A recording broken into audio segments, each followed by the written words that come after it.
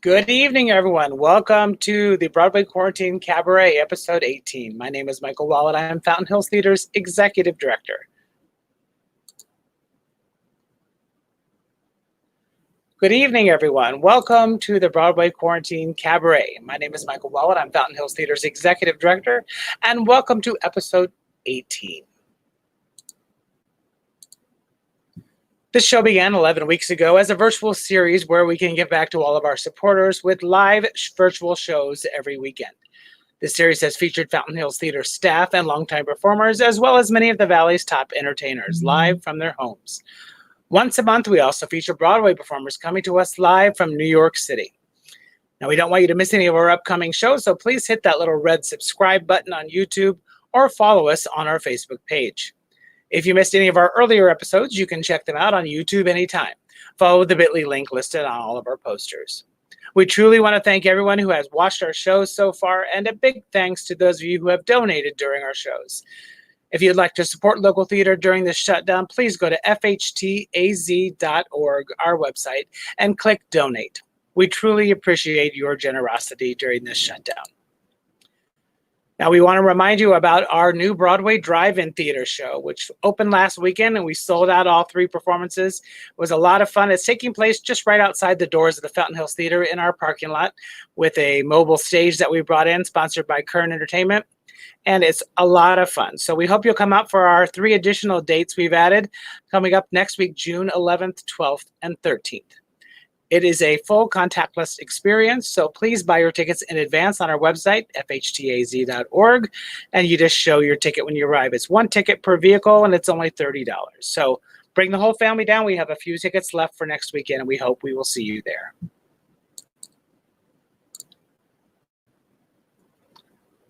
Now, tonight, we are going to bring you a very special theater roundtable discussion. Our country has been through so much with this COVID-19 pandemic and now civil unrest amongst our communities with the death of George Floyd. Tonight, we've gathered together a round table of professional artists from the Phoenix area to shed light on the current situation and learn about their lives as artists of color in Phoenix, and hopefully all be a part of the change that is so desperately needed in our country. As for myself, this evening is about hope, and how together we can take steps towards reaching across the racial divide.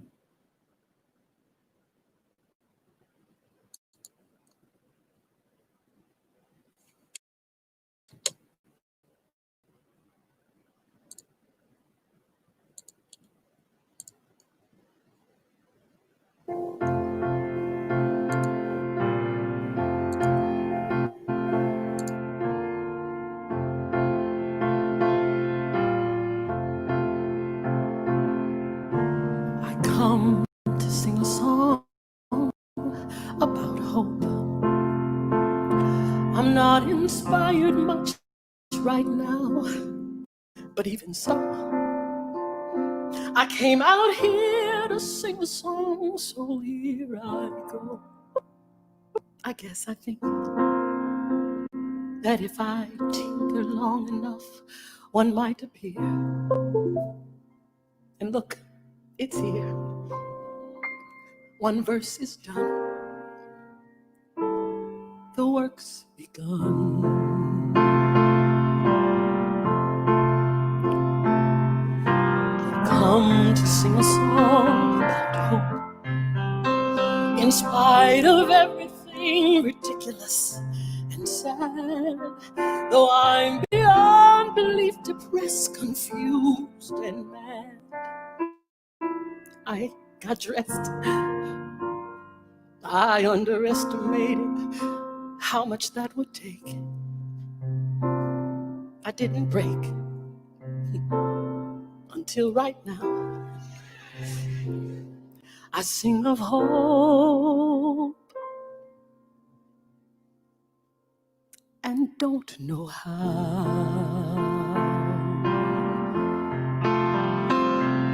So maybe I should substitute strength, because I'm strong enough. I got through lots of things I didn't think I could, and so did you. I know that's true. And so I sing a song about hope.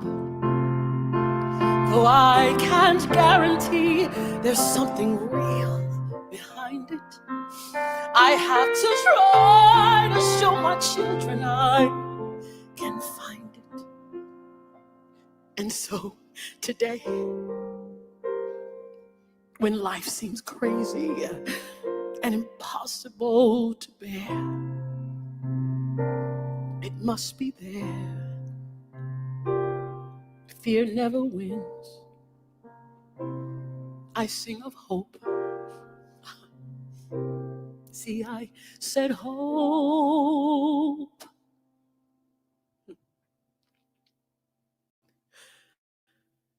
The work begins.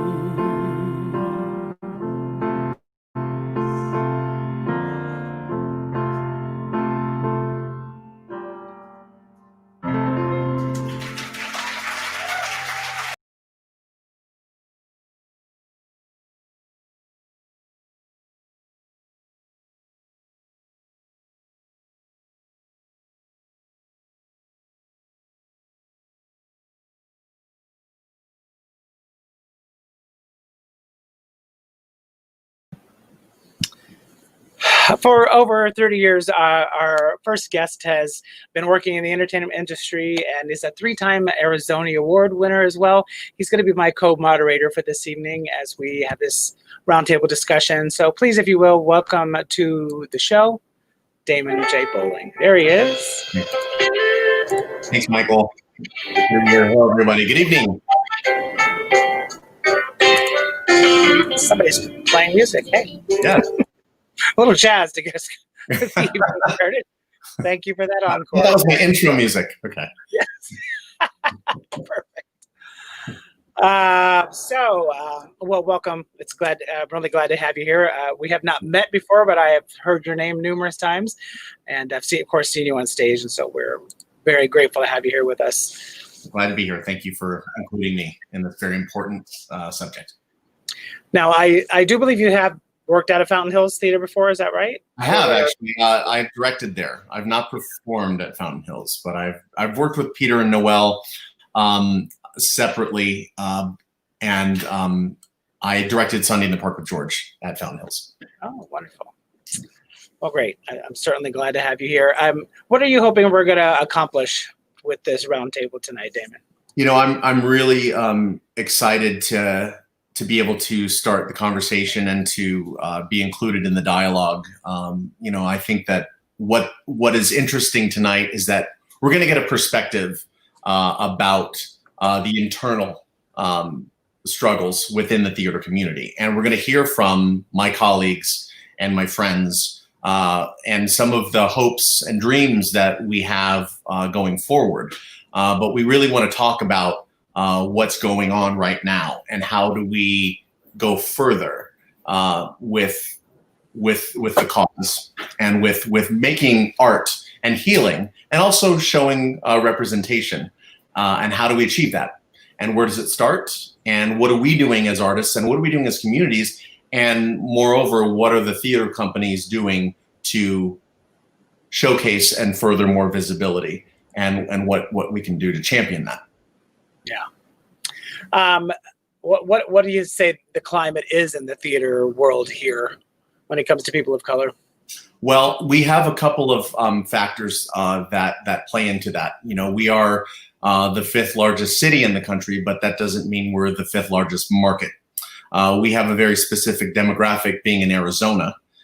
So we also have to look at our population and look at our ratio of actors of color versus somewhere like New York, Philadelphia, Los Angeles, Detroit, and Chicago.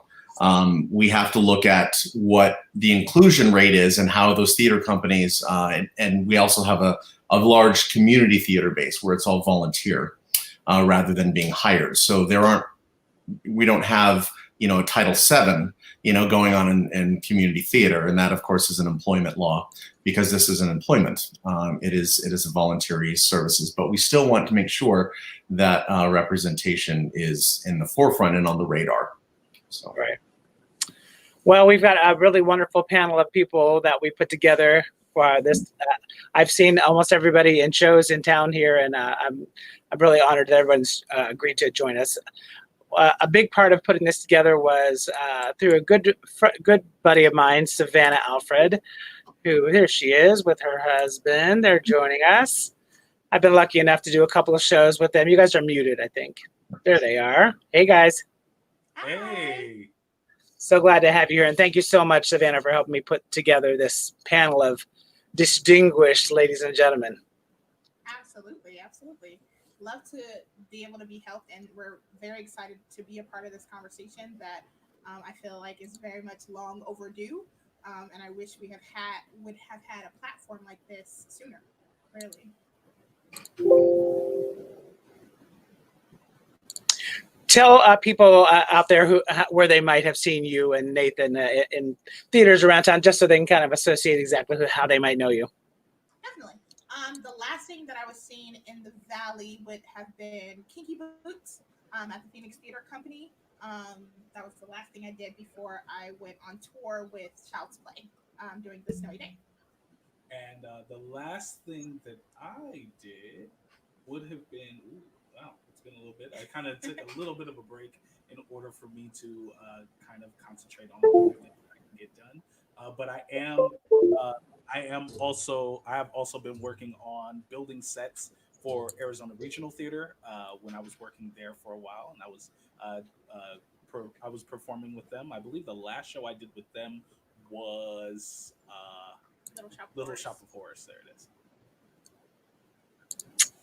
Well, great. We're so happy you guys have joined us. Let's see who else we've got. All kinds of beautiful ladies backstage. How do you pick? Here's one. Hey, Jenelle. Hi, everybody. Glad to have you join us as well. Thank you. Tell our audience out there where they might have recognized you. You're certainly all over town. I've seen you in lots of shows and directing and producing and starting your own groups. Tell people, where they have seen you. I've been very fortunate to work all over the Valley. I'm originally from Arizona, so this is my hometown. And so I've done some really great things. I got to host the Zonies once, and that was pretty cool.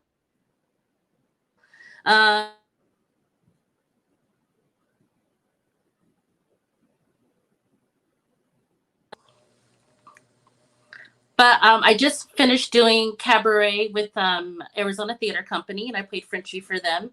I am the founder of the United Colors of Arizona Theater, which is a diversity group that is basically our entire agenda is furthering these type of conversations in theater and allowing to even the playing field and create equality in theaters all over the Valley. So we're really excited about that. And I have other initiatives, but that's enough for now.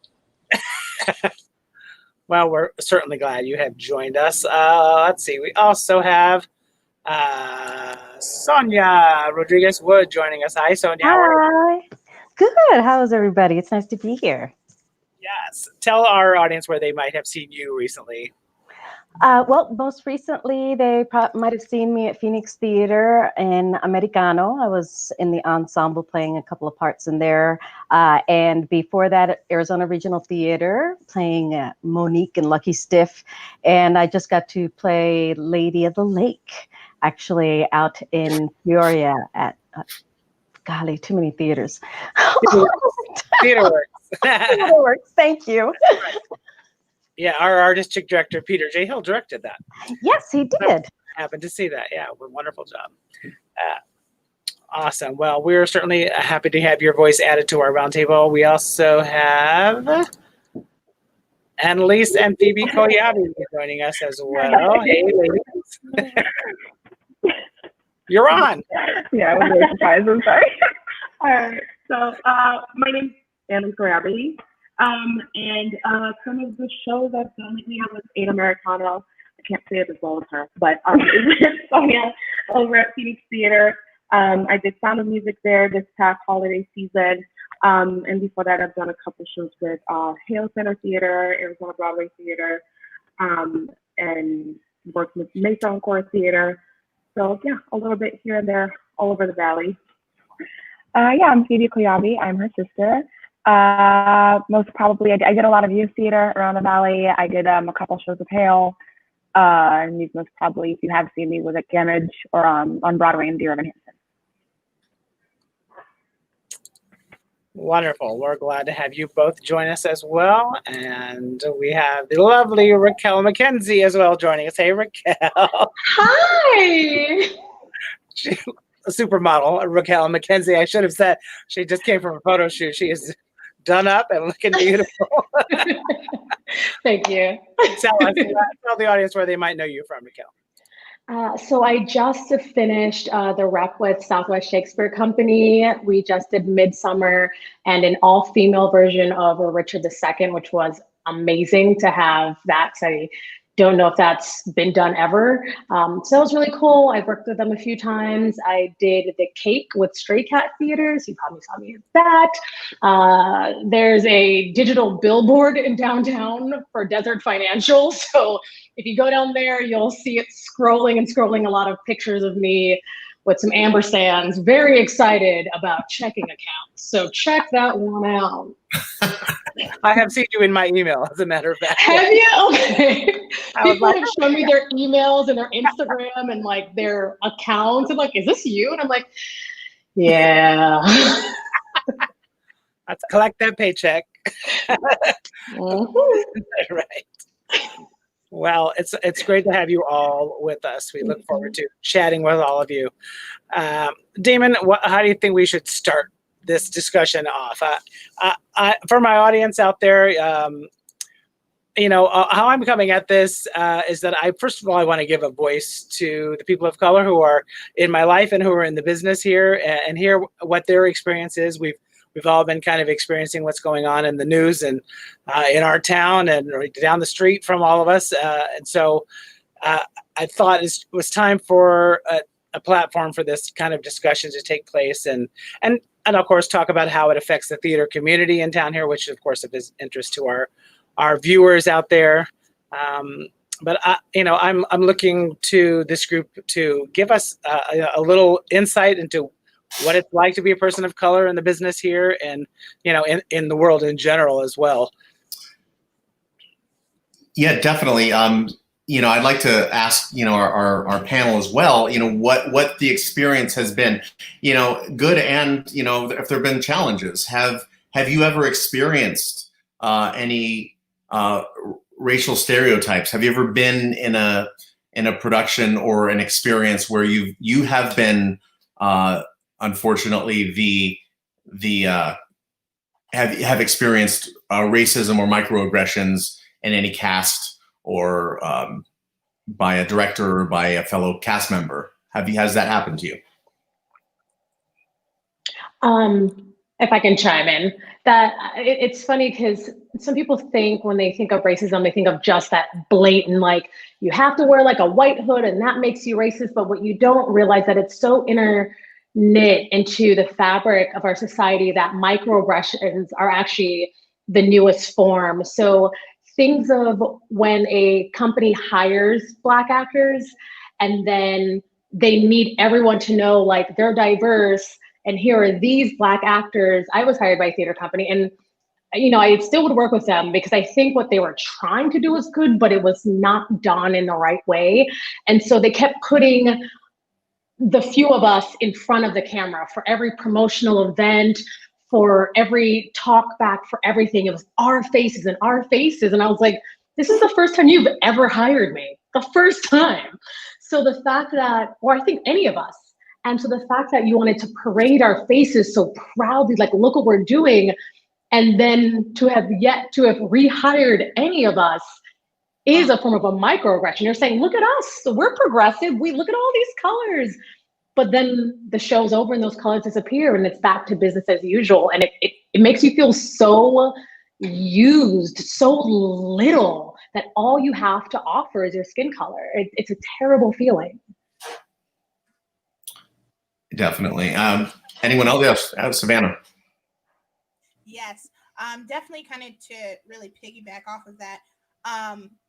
One of the biggest issues that we definitely face, and I can speak for me and my husband specifically, is that 9 times out of 10, if somebody's calling us for a role, it's simply because it's the sassy Black woman, or it's the role that specifically calls for us to be Black people. That's 9 times out of 10. Like 90% of the shows that are on my resume, it's playing those specific roles, and it's theaters reaching out to us when they want to feel that, not just reaching out to us because we're talented actors or because they want us to be there because we're actors. It's mostly solely because of the color of our skin, which for us is unfair. We try to make a living for this. We have a family. We have to, we have things that we have to take care of. So it's hard for us to see ourselves in different roles, and it's hard for us to go out there and be like, yeah, I can actually make this, a living. I can actually do this and give back, what I feel like the talent that I have, I can have that seen, when most of the time it's specifically just because the color of my skin, that's what role you want to put me in. True. Sonia, have you experienced that? Have you ever been directed to be more Latina acting? Oh, my favorite is with a Spanish accent or more Latina. And I'll look and go, Mexican, Puerto Rican, Castilian. I find a lot of the time it's just a pure ignorance, because theater, the main ticket selling canon of musical theater, which is where I like to spend a lot of time, has been predominantly white and for white audiences, with token people of color in those casts. So like we were talking about, this is a really, really talented group of people we've got here tonight. I've never once gotten to perform with all of them at once, and with some of these people ever. And that's simply because you, unless it is some kind of a huge thing like Savannah's saying, where they're calling for one reason and they're looking for that one person of color, we don't have those opportunities, even though these are all a bunch of ridiculously talented people. Like when we end up in a room together and we look at each other, we're like, wow, this is a bunch of powerful, smart, proactive, active community members, not just in their theater, but in their communities overall. But if I was sitting here probably with another 4, 5 white people from theater, I probably would know and done more shows with a lot of them. And it's a shame, because it's too much talent, and to not just go, just because they're talented, let's put them all together. Let's find something. Let's do something. The other thing I do, my day job is working at a theater for young audiences, which Savannah was mentioning earlier, Child's Play, which worked at, and we work. The whole planning of it is a little bit different in that it's part of the strategic plan that our board has already agreed to, that this is how diverse we are. This is how we're going to reflect our community, so that by the time we choose shows like Snowy Day that Savannah was in, it's about representing a regular story about a regular person that happens to be Black. Versus where you were talking about all the theaters that we're looking at, all the community theaters that we look at, and you look at the season and you wait for them to announce, and they're like, that's the one show I can do that has people that look like me, or one lead for the whole season that is going to be a person of color. And it just makes you feel like less, and like you're just less. Yeah. Well, Jenelle, that's a good jumping off point, because I was going to ask Jenelle, where do you see, how does this begin? Where do we start with the communities of color, and how do we foster this talent at a young age? There's other companies that have youth programs. What do you feel the need is? Well, I think that number one, we need to be going out into our communities. It starts at the elementary school level. I was very fortunate that I started off in grade school doing theater, but that's because I was in an inner city area where they made the theater program so that way we can keep kids off the street from getting in gangs and stuff. So I lived in the West Valley. So I was very fortunate that I had that exposure. However, because socioeconomically, that area, we were poor, and I didn't have access to dance classes. I didn't have access to even a community theater in that. So a lot of the things that I have learned has literally been while going through school and getting involved in school programs. So that's why it's even more important for school programs not to lose the arts funding, because a lot of kids will never get the exposure without it being in school.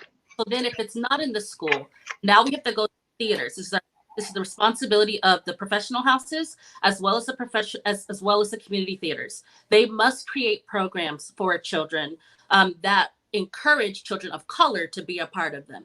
If you feel like you do not have a lot of families that can pay to play, because a lot of the structures are like that with the youth theaters here, then you need to provide scholarships and then go into the areas where there are more people of diverse nature and then give them scholarships to come into those programs so they can learn at a younger age, you know, how to audition properly, how to take dance classes, how to build your character and development at the elementary level. Then by the time they go up through high school and say they like it in their high school, continue it into college, then you don't have to worry about training when they're older and trying to enter the profession professionally. Because it sucks. When I created UCAT, it started off as a networking group. Only though, in our very first meeting, we had like an audition prep because I thought it would just be a good idea. But in that meeting, it uncovered so much. There were actors that had never slated before. There were actors that didn't quite understand the process of choosing a proper 16 to 32 bar cutting or how to choose a proper monologue. And those are the very basics, not even including moving into just standard acting 101 and understanding character development and whatnot. So I was like, oh, okay, there's a real opportunity to educate here. And only because there hasn't been an opportunity. Theaters like, well, all theaters should be really fostering this, but I especially expect it from Black Theater Troupe as a person of color to have already put in place created programs for young children of color because they have more access to their actors if they're actors in the church or anything like that, that they could be creating programs for children to go and start this. But nothing like that has happened. And I'm just pretty frustrated with all of the theaters, to be completely honest, in Arizona for not having a focus of that. Yeah, that's definitely where it begins, and we definitely need programs like that because that's where it starts in our own communities, for sure. I want to kind of turn it around a little bit and ask you something a little more aspirational.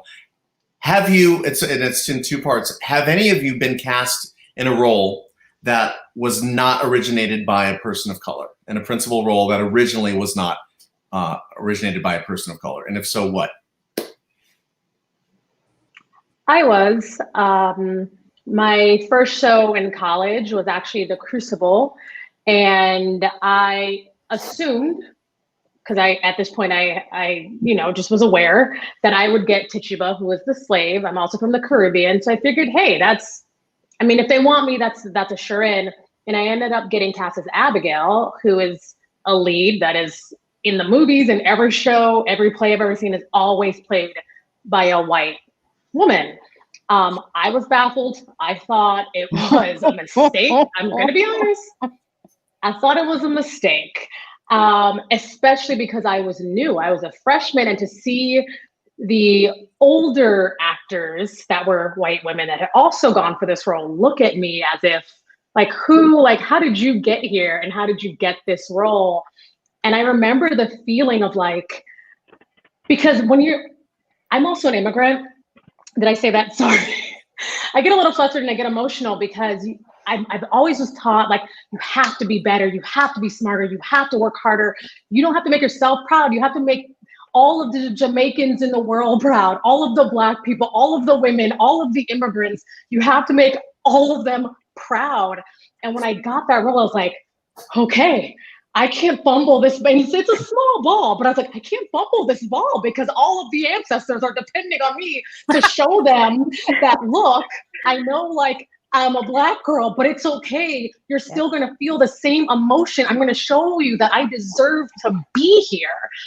And for me, it was a life-changing moment. And it's small, and it's kind of sad to say that something that small is life-changing, but it was, because it made me feel like I didn't just have to be in this tiny little box over here, that I could do anything and be anyone I ever wanted to be in life.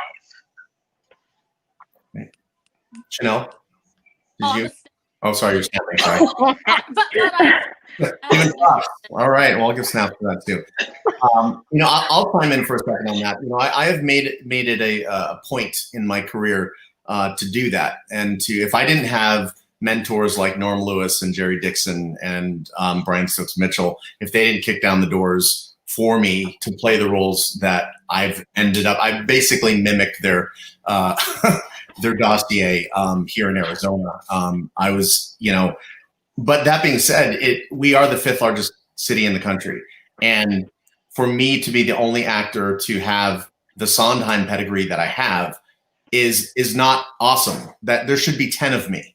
You know what I'm saying? Like there's that. I don't understand the block there, but for some reason I got through. But I would like to see opportunity for other actors of color to play that, and that's really my hope and my wish for that.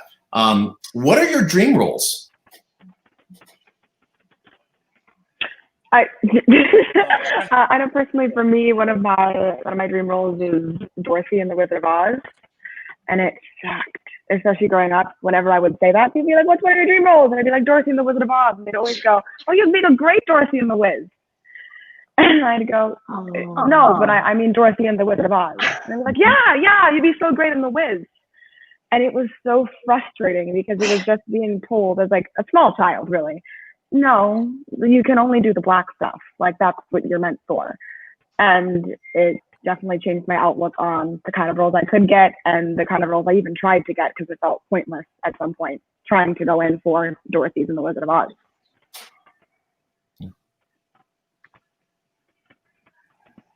I would love to eventually play Javert somewhere. Oh, can you guys hear me? I would love to eventually play Javert somewhere. It has always been a dream of mine. I sing that song in the shower. I would like not to admit that, but I do more often than I should. But that has always been a dream role of mine. And if someone can eventually do Porgy and Bess, I would love to jump into that too. But definitely, I want it to be Javert.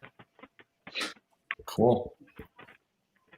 I think the problem with my dream role list is that I changed it a couple years back when I finally started to do professional theater and I started to see like what roles I was getting. I was like, okay, well now I just need to like look for roles that I've been getting cast in. So I can do the Motor Mouth Maybelle and I can do the Little Shop of Horrors.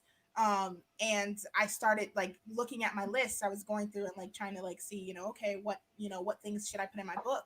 And all of them are mainly roles where I've seen a Black actress. And it was shocking to myself because I was like, when did my mindset change? Because before, even in high school, I got to play an amazing role. I got to play Lola Lamar in Copacabana, who's from Tulsa, Oklahoma, who's supposed to be like blonde hair, blue eyes. And then I got into community theater and I got into professional theater and that mindset changed. And I don't even know when to think about the fact that, I've done this to myself now to the point where I've put myself in an own box to say, oh, this is all the roles that I can play. This is what I'm supposed to get, which is scary.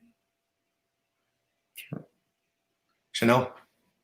I'm glad that you said that, Savannah, because for me, when you said that, my knee-jerk reaction was to give you the answer, which was from a Black musical because we're forced to do those shows, right? So I was going to say, oh, well, Aida, that's quick, because I would love to play her. However, I would actually really love to be Dolly Levi in Hello, Dolly. But my knee-jerk reaction wouldn't be to say that because it's not something that I think that I'd be cast in. But I actually think I'd do all right as Dolly Levi because no matter what, the character is still some part of you. So I think that I could play that character because it is a part of who Chanel is. I think I could play that type of character. Whereas, though, unfortunately, we don't get to look at characters as an evaluation of our heart and how that translates. We just look at if we fit the box in the character description. And I love that you all have not given up and have that hope, because I think some years ago I just went, forget it, I don't have one. I gave up. I mean, until I saw In the Heights and said, abuela, and then, oh, geez, look, that works. But, it was just one of those where I give up, whatever. If I want to do musical theater, I'm going to have to resign myself to being in an ensemble forever, or maybe a cabaret show or something like that. But I gave up on those until I saw things like Lady of the Lake, and a Latina actress goes and wins a Tony, or Karen Olivo, who wins it for West Side Story, but then in The Heights. So I think more than anything, instead of a dream role, I think I'm looking for dream stories to be written now. I think a lot of this canon needs to be thrown away.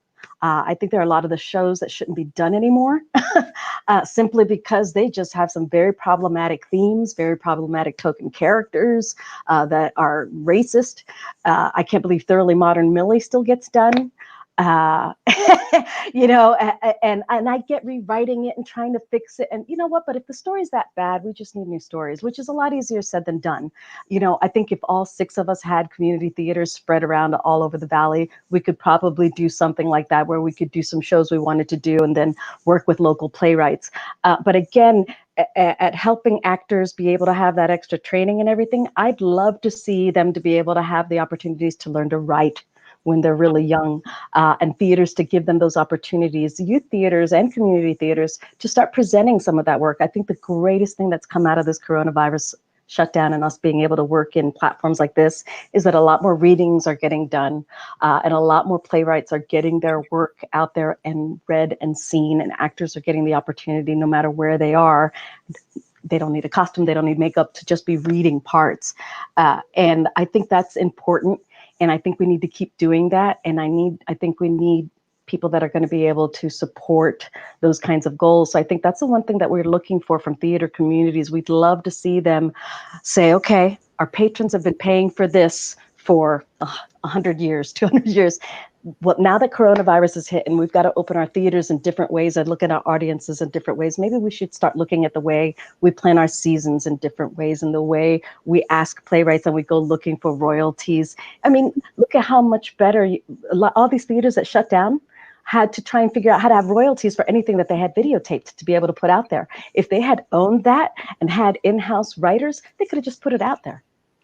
And I think that's something that we have to contribute, not only our voices, our writers, our everything like that. And the more that we can encourage that from those young ages to believe that they're going to be able to do that, Chanel, like you said, getting children in front of a live theater performance by the time they're in 3rd grade, I believe it is, helps them understand statistically that they can maybe someday hope to be something like that. Whether, like She Persisted is a perfect example of a theater for young audiences, that it's showing 5 women, people of color, a Black woman, some amazing roles, but showing young audiences, this is who you can be. It has to be done while they're young. Absolutely. Yeah, I just wanted to chime in. We have a lot of people watching tonight. I just want to acknowledge all of our audience out there, and we thank you for tuning in. You're getting lots of yays for Chanel as Dolly. A lot of comments coming in. What happened? So I would buy a ticket as well, Pat. I can't imagine anyone playing it better. I can't hear you, Michael. Oh, can't hear me? I can hear you. Okay, I can hear you. Yep. Lots of applause. They like what you're saying. John says we need new stories and new plays. Put the old problematic shows in a museum. Oh, hi, John. You're right. Yeah. There you go. Yeah, I mean, it's so interesting just to hear this conversation, because I don't think it's something as a producer or director that I think about these kinds of things, because I know that I'm not the probably normal casting person who's saying whoever's the best person gets the part. Anyone who's worked for me knows that's kind of how I roll. So I don't really play politics and that kind of stuff. But so what can the producers do? Like, where do we start? What is the baby step for these producers to start taking to head us in the right direction, so that we can make people of color feel more included in what we're doing? Phoebe? I love the term, I cast whoever's best for the part. But I think that one thing that people tend to forget when saying that is that we all internally have racial bias. So if a Black girl steps in, or a Korean girl steps in and auditions for a part that's always been done by white women, they could be as good as a white woman, and you might still cast her because internally we have racial bias.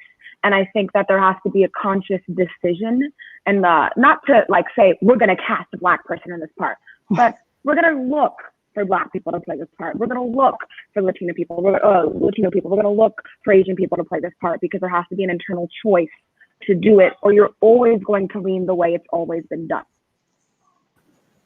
Yeah, I was a casting director in LA, and I remember I would say parts and I would say, well, there's no ethnicity associated with that part. So it's when they started adding in to the breakdowns where you could put ethnicities next to who should submit or who shouldn't submit, which I thought was kind of strange, but I don't know what you think of that. But I thought, well, at least it's opening up to anybody. So I would say, doesn't matter what color this person is. So I would list all his people, and then I would bring people in, and then they would never cast anyone except whatever that role traditionally is. So as a casting director, what do I say to these directors? You know, I mean, how do we move the needle? That's where I feel like we're trapped, and I'm sure you all feel a little trapped as well. But, you know, what do I say to those directors, you know, that will make them, that internal racial bias is, that's such an important part of this equation. I think it starts before that, Michael. I think it really comes down to education. It comes down to educating your entire staff, all of your designers, from the person selling your tickets to the person deciding on the shows for the season, and having what a lot of theaters are doing nowadays is a lot of equity, diversity, and inclusivity training, and having all of their staffs go through that, and their board included in that as well, because you've got to have that buy-in. If you don't have the buy-in to say, I am going to go ahead and open myself up to be in a very uncomfortable place, to learn about my racial biases. I've learned a lot about my personal Puerto Rican privilege in the last decades since living here in Arizona. And that's an uncomfortable place to be. But I've learned. So because I've learned, now I can go forth and help make decisions that come from an informed place, and with a bunch of people that have that buy-in. If you don't have that buy-in to say, okay, this year, we're going to change our mission this much. This is going to be what we want to accomplish. This is going to feed into how we choose our season, how we choose our directors, so that by the time we get to you, Michael, we already know, look, this is the team that we have put together for this. This is the buy-in that we have. We're going to get some pushback. You've got to be prepared from the pushback from your subscribers from a long, long, long time, because you're going to lose them, and say, this is what we're going to commit ourselves to doing, because we committed to this in our planning for the year, with our board for the year. And you can always go back to that and say, this is our mission this year. We're going to change. It's going to hurt. We've got to prepare for that. But as long as we're all understand we're in this together, where we're coming from, you can move forward and start making decisions that are going to be very different than the way you're deciding things right now. Yeah. I mean, you're completely right. It's such the thought pattern is not even anywhere near the right place. I mean, it's not something that everybody is collectively thinking, which is a great part about this conversation. I feel like that is something I can actually take back to my board and my artistic team and say, let's think about this stuff when we select our season, or when we have auditions, so we don't, we can sit, we make sure we stay, this is open casting. If you're right for the part, show up. And it's got to be differently. When I did In the Heights, they were looking for those people for a long time. I couldn't drive from South Phoenix all the way up to North Country to rehearse every night. I never would have done that show. But because they were committed to finding the people where they were and meeting them where they were, they made a rehearsal space that was easily accessible to those of us that had the talent but wouldn't have been able to do it otherwise. And that was really considerate. I'd work for that theater again, because they were considerate of making sure that it was going to be cast authentically, and that the people doing it were going to be as authentic as possible, and were really there because they wanted to be, not just because they wanted to have some great part in some great new musical. And I'd love to add, if possible, along with that, sometimes You plan and you plan and you plan, but you still must plan for the unexpected. So at some point, even if you diversify your assets and you diversify your shows, at some point there might be a person that still casts all those same faces. So now that you have new information, now that you have the knowledge, anyone that hears this, you now have to be accountable. So now you have to say something, because you cannot say that you're ignorant anymore. Now, so when you see it, you now have to say it. So you're like, hey, do you guys notice that this is an all white cast, and most of our shows are predominantly this way? We need to mix something else up. Like, we need to mix it up. This is unacceptable. And they might look at you like, why? We've already done the work. I don't want to go through this again. But you have to be that voice. You have to be the one that stands up. It's the reason why we need allies, because if I'm not in the room, if we're not in the room, we need someone there as our representative to say, you know what, I get that you don't want to go through this again, but we need to go through this again because this is not right. And that's that. And you have to be ready to take, some of that firestorm, but you're doing it for the right reasons. So now that people have this information, you no longer can say you're ignorant to it. Yeah, I'm wondering if you guys been in the situation where there is a role that is. Sorry, Nathan, speak up. Mm-hmm. Go ahead, Nathan. That's all right. No worries. To add on that as well, the more inclusive our staffs look, the more that we'll start to notice that elsewhere.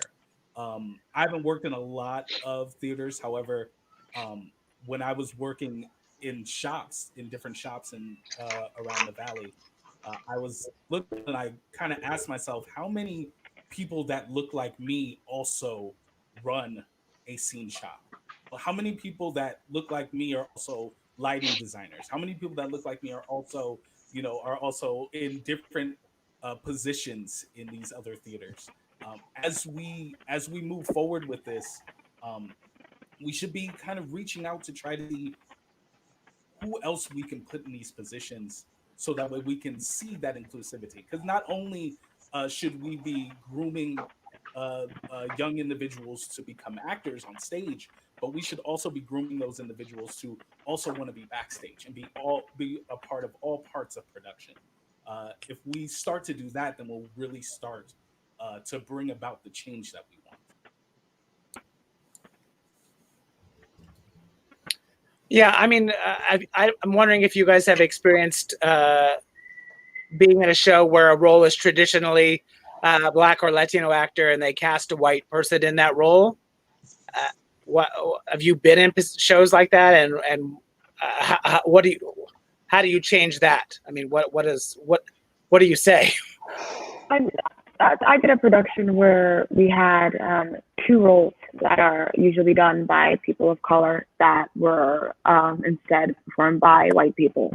And it was particularly kind of ouchy with this production because it wasn't just characters of color. They both had a sort of demeanor that is a way of talking that is stereotypical to those specific ethnicities, which made it more cringy. I hate to use that word, but cringy when you saw it on stage. And I remember sitting there, this is the same production where the musical director, during my first music rehearsal, when I was asked to come in and play this part, told me I needed to sound more Black.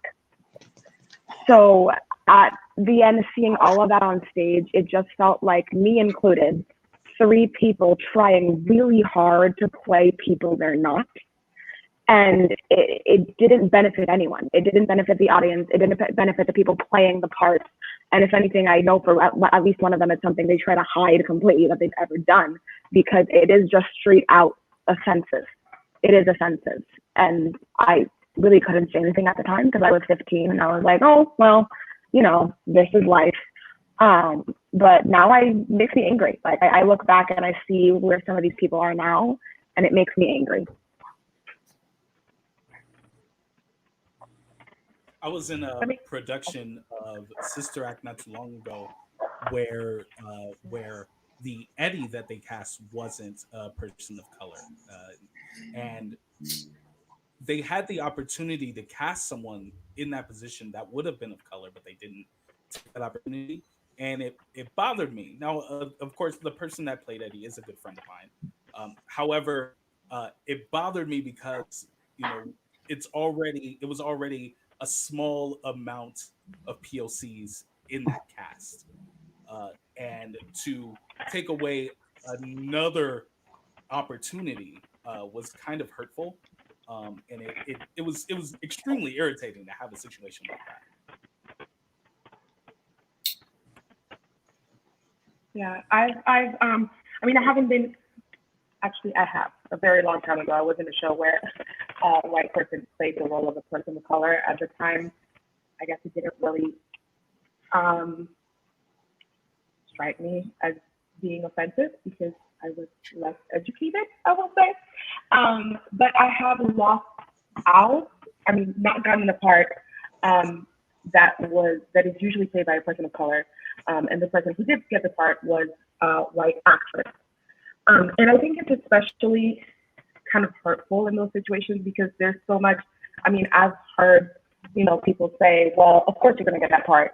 You're Black and they need a Black woman. So when you don't get that part on top of that, then you kind of like feel those people talking behind your back about like, wow, you couldn't even get this part that was like written for you. It should have been a shoe-in and you didn't even get it. A white woman got it. And I know like, for me personally, all these little, whisperings behind your back, it really takes a toll on like your self-esteem and how you see yourself as an actress, an actor, because you just don't feel like you have any worth anymore, and it's just all about the color of your skin. Yeah. So I've also seen, the counterpoint where, people will have tantrums saying, well, it's not fair because, why can't I, when the answer really is there are 99% other shows for you that you have done.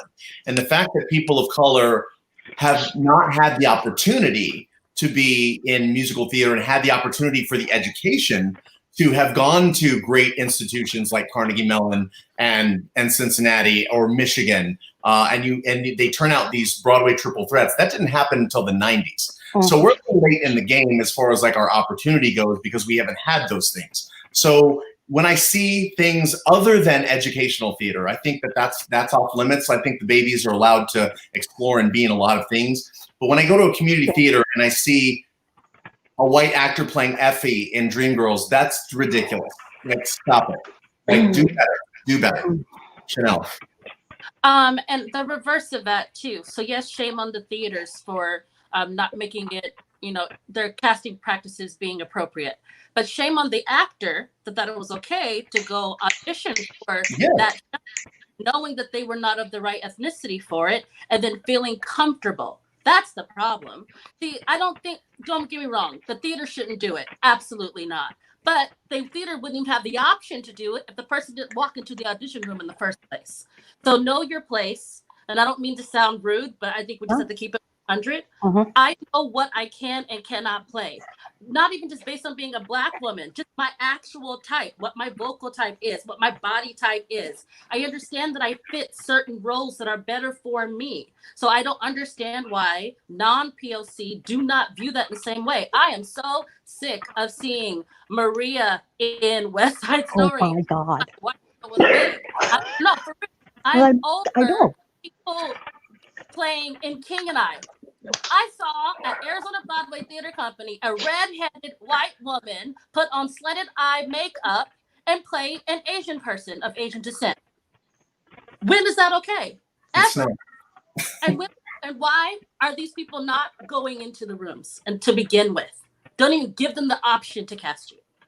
I feel that on such a deep level because the first thing that pops into my head, like I've never been in a show where that happened, but the first thing that popped in my head was the Nina Simone movie and how much that killed me. And here's the thing is like, some people when they are casting think every person of color is exactly the same.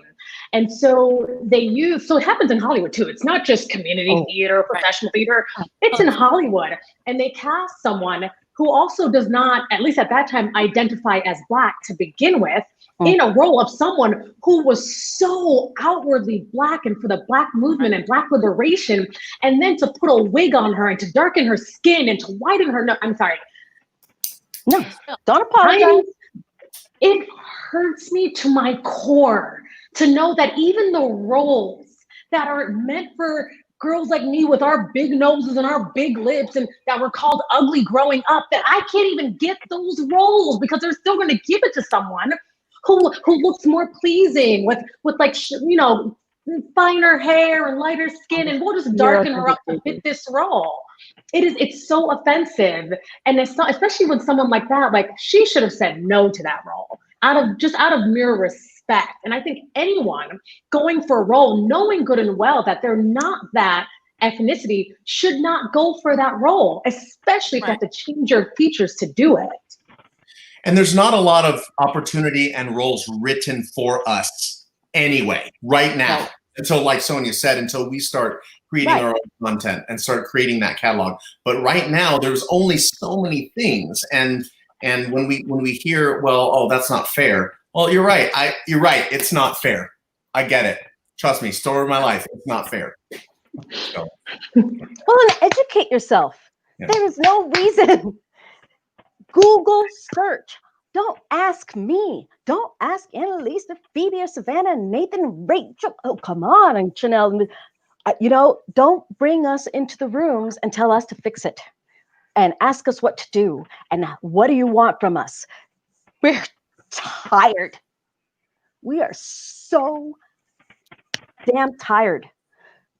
Learn something. Show us that you're willing to put in the work yourselves and meet us. We've been working for so long.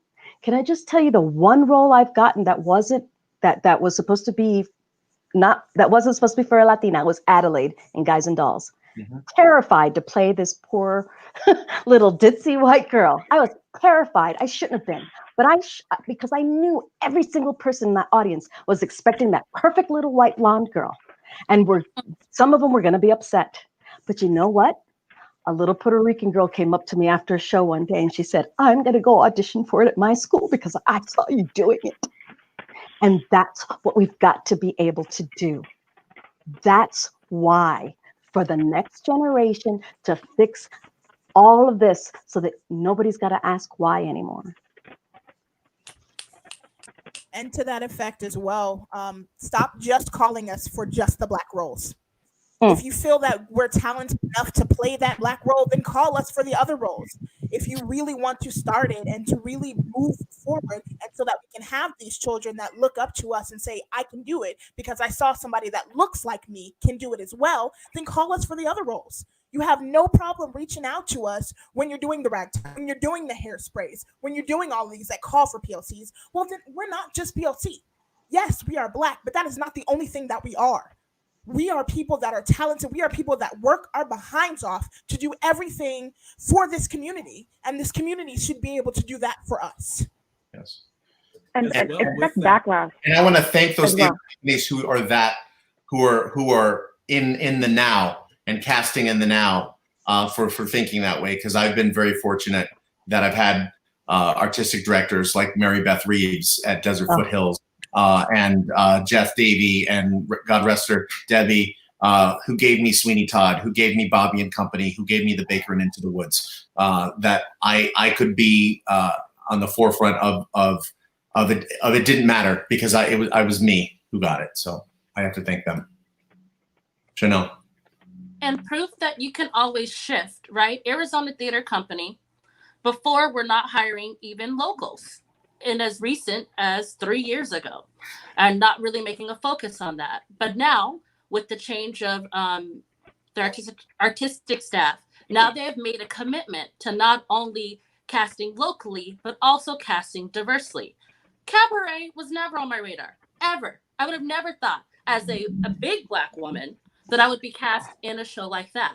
But not only are they caring about diversity for body, they're also caring about diversity for race as well.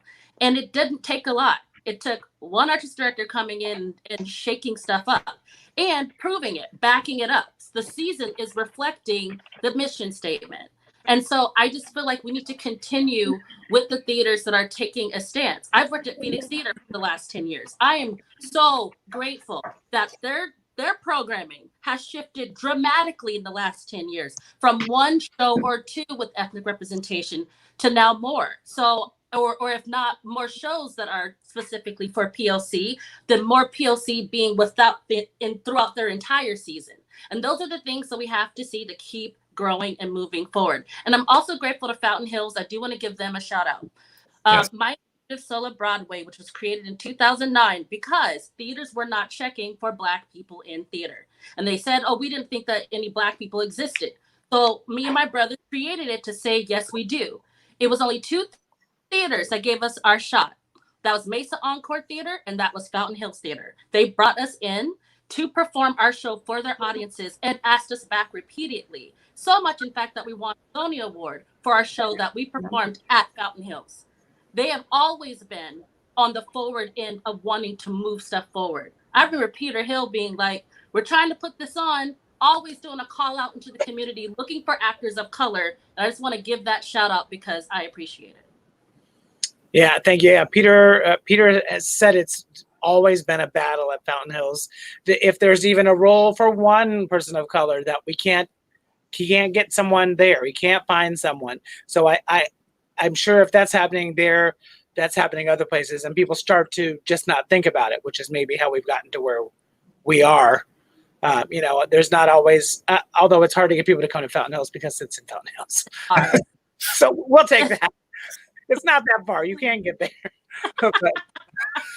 But I think that, like, I remember Peter saying they got the rights to do Ragtime. They were the first theater regionally, and they couldn't do it. They had to cancel the production because they couldn't cast the show. But they also, although I do applaud them for their efforts, there still could have been a deeper reach into the community to try to find. Now, that was back in, I want to say 2010-ish that they tried to do Ragtime, because I remember, because I talked to him about it. And so at that time, a lot of the theaters didn't know of large, anywhere they could go to find diversity. They didn't know what programs were available. That's kind of why United Colors of Arizona Theater was born, because I was tired of people asking me personally to give them people's names. I said, no, let's create. This is real. So I was able to get a place where we have now 315 members. So then you can join the Friends of UCAT page, say what you're looking for, like you want to do this show, and please put it up here so you can get that kind of turnout. So I do recognize that at one time there was a feel in the community that there was a hard way to reach us, but most theaters weren't trying hard enough. The accountability falls on the theater companies of not stacking their productions in the same time slot. I know that's one of Peter's grievances, and he's a huge proponent of transparency, because right now it feels like the artistic directors around town, all their seasons are top secret. And so they don't share that information. So all of a sudden you get the February show is Five Guys Named Mo, Sister Act, Smokey Joe's Cafe, and Ragtime. And we're in Phoenix, Arizona, where there ain't but 10 of us who could, so that's an issue. And it's the accountability of the theater companies to share that information, so that, or at least talk to me like, hey, we're thinking about doing that show. Do you have anything going on in February? Great. Because we are the only community that gets penalized, because when they can't cast the show, that show gets canceled. Right. And we don't get to do that show anymore. And we get a reputation for not coming out when they do have a show with people of color. And I take issue also with professional theaters that will constantly fly in white actors from New York for this, that, and just about everything else. And then when it's time to do a black show, they'll go, oh, we didn't have enough black people. I'm like, there's plenty in New York or Chicago or LA or all of the places you're constantly flying in white people from. So why can't you just go get black people from those places? Why can't you go get people of color from those places? And I kind of sit here trying to figure out how it doesn't have anything to do with race, or if it's whether it's because they don't want to pay them as much, or what it is, because there is no excuse as a professional theater who constantly flies in out of state to not be flying in people of color from out of state. Right. We're getting a lot of comments from people that are watching. I would like to just take a look at some of those. Alan says, make sure those committees are making decisions about which shows to do are also diverse. Shelby says, if it becomes a community-wide conversation, we can support change beyond our own stages. Shelby's the head of the Arizonis, now the president of the board there. So we're lucky to have her on board with that. Very well said. I believe you would widen your audience if you emphasize your emphasis was your mission. Yeah. This is a good point. Yeah, Alan says is hire people who are actually trained in HR diversity inclusion to educate your team instead of putting your actors of color in the awkward position of educating you. Amen. Stop making us the voice for our races when our relationship with you is more complicated because your decision to cast us can inform what we say or don't say. Absolutely. Another good reason why I wanted to have this forum tonight for you guys to be able to say what you want to say, and there's no casting involved in tonight's discussion. There's a way to create a safe space to share the names of those people who put you in those cringy positions. It sounds like very much like they should be called out in some way. You're very smart, Andrea. Hey, Andrea. Kelvin says you all are beautiful people. Aw. You are right on, Kelvin. Jasmine, you have to be accountable for the roles you accept. Yep, for sure. I also feel like the whole being accountable for the roles you accept. So I think it depends on this is, and it's not to say. Okay, hold on. Let me start from the root. So essentially, I think the smaller. When I say the smaller part, I mean in like the grand scheme of like usually like the less. It's really hard for a person to say no, I won't take this role if they've done community theater or indie films their whole life and they are offered a huge Broadway contract or a huge blockbuster film. And I feel like those people are often the people who get the most hate for accepting the parts instead of the people in community theater. Well, I'm sorry, but community theater, where you're paying to be in a show, it is much easier to say absolutely not than when you're being offered a $500,000 contract and you've lived, you know, low income your whole life. And I feel like those are also things that we do have to keep in mind when we're like blaming people essentially for accepting parts, because some people it's out of necessity. They're taking this part because they're on unemployment and they're struggling to eat.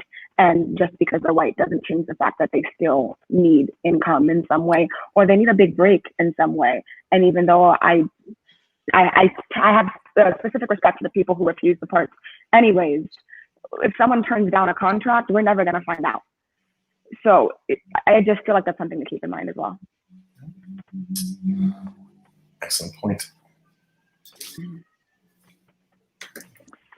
So we know that right now, given the climate of the country and the temperature, how is that affected?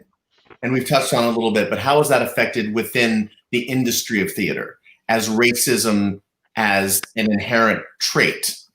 And do you feel that if so, what can the theater companies do to foster and support us and to eradicate that?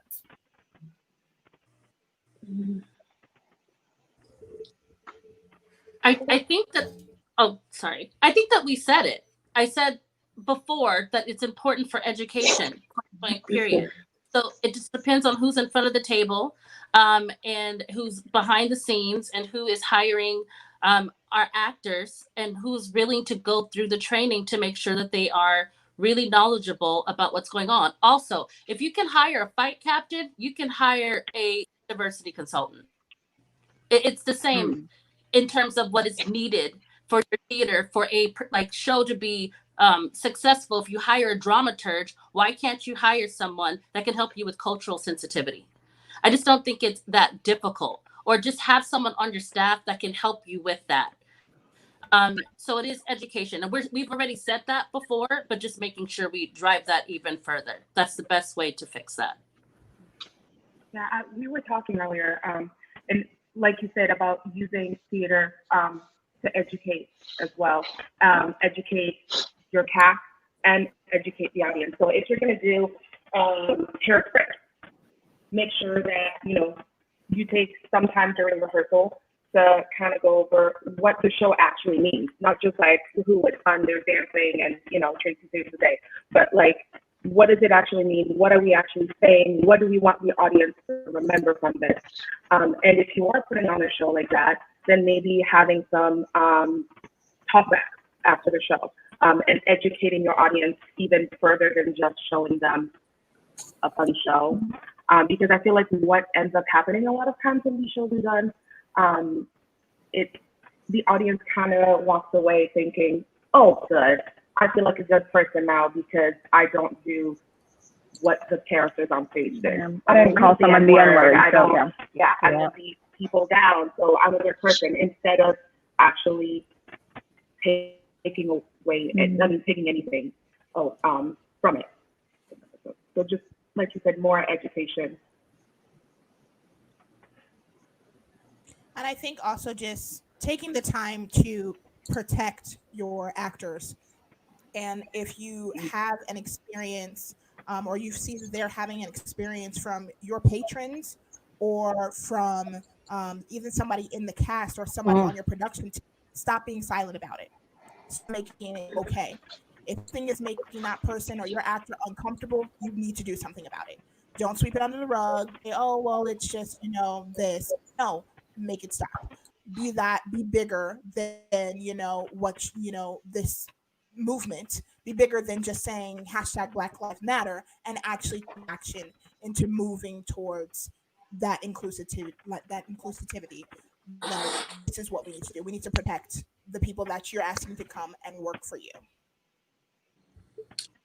Right. Well, I can't thank everyone enough for a wonderful panel. I've definitely felt the support and the love, and I've Racquel, you're the only one I haven't worked with yet, but so we gotta rectify that for sure. Yes.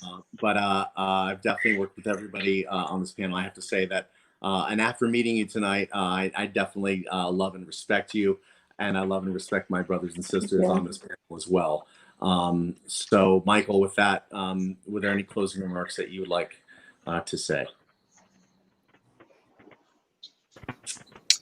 Yeah, I mean, I'm just glad we had this opportunity to discuss this evening, and I appreciate you all taking the time to come out and just talk about what is kind of an uncomfortable situation for a lot of people. And I think a discussion is a good thing, something that can positively move it forward and keep hope alive, which is a really important part of me, and I'm sure is important for you all as well. Would you, people are asking if we maybe can do some questions from the audience out there. Is that, you guys have a few more minutes to hang? Definitely. See if anybody out there actually has a question and they want to actually ask for a response from the guests here. Please feel free to put a question in the comment box, either on Facebook or YouTube, and we can put it up. You're getting some love from Chris here. Oh, Chris.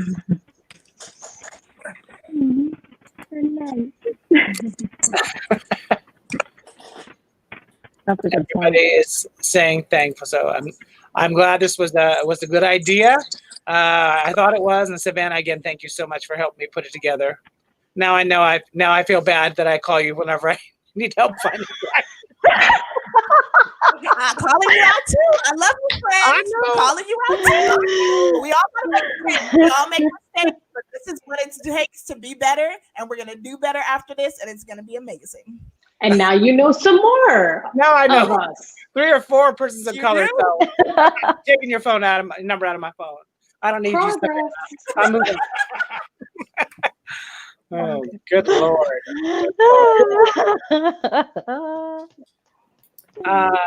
Shelby is asking, are any of you playwrights? Speaking of telling new stories, or do you know any playwrights that Shelby should know about? Nathan? I am actually working on writing a few things right now. I just started a couple of plays that I think would be interesting. I'm in the bare bones process. I am actually a published author, so I thought being an actor and having experience with theater, why not try my hand at this? So right now I'm actually, before I do that, I'm actually in the middle of writing a book of monologues, original monologues, that I'll actually be workshopping pretty soon. So as soon as we get done, me and my wife get done with writing those monologues, we'll be working on that as well.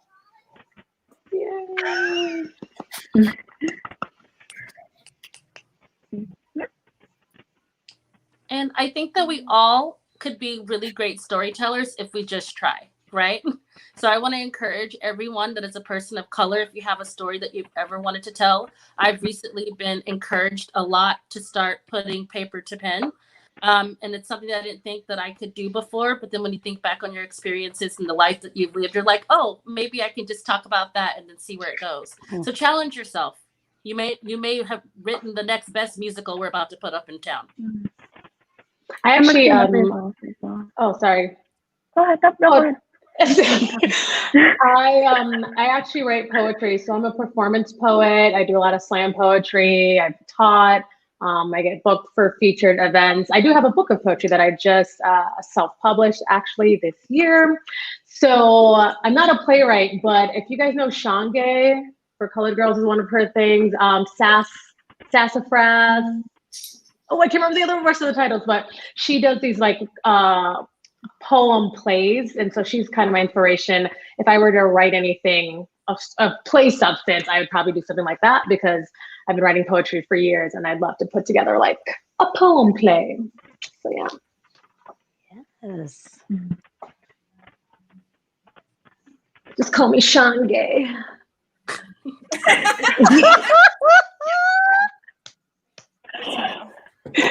Sorry. Oh, goodness. Oh, well, it's been such a fun night. Thank you so much for joining us and for sharing your stories with everybody and helping us all try to move our heads in the right direction. And you have my promise that Fountain Hills, we're going to try to do better. So, and everybody out there that's been listening, we've had a lot of theater people in town are watching and listening. So I hope that everyone takes it to heart, everything we've heard tonight. So thank you so much, each of you, and take care of yourselves. Thank you. Thank you. Well, this was really a very, I don't know, it's kind of emotional to hear all these stories and to realize what people you're in shows with or people you're directing are going through, and we're just not, I think, that aware. And I feel like I try to be aware of people, but it's interesting to know what all is going on out there. So I hope everybody takes this discussion to heart and see how you can be part of moving the needle forward for your theaters as well. Thank you so much again. I'm Michael Wallot, Fountain Hills Theater's Executive Director, and we will